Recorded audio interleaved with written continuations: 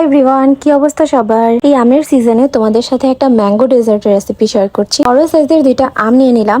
আমগুলোকে একদম ভালোভাবে কেটে ব্লেন্ড করে নিব। একদম সুন্দর কালারের আম নিলে কালারটা অনেক সুন্দর আসবে। এই তো তারপর নিয়ে নিচ্ছি সাবুদানা 1 কাপের মতো।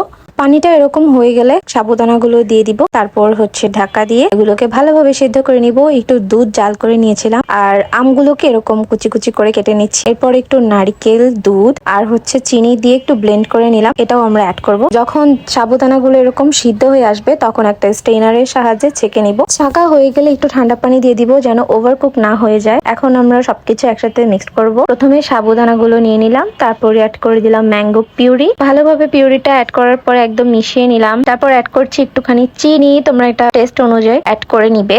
তারপর সেই নারিকেলের লিকুইডটা, তারপর একটু মিল্ক অ্যাড করে দিব। তারপর যে কিউব করে কেটে রাখা আমগুলোকে অ্যাড করে একদম সবকিছু ভালোভাবে মিক্সড করে নিব। তোমরা চাইলে এখানে ক্রিমও অ্যাড করতে পারো আর কন্ডেন্স মিল্কও অ্যাড করতে পারো। তারপর উপর দিয়ে একটু ভ্যানিলা আইসক্রিম দিয়ে দিলাম।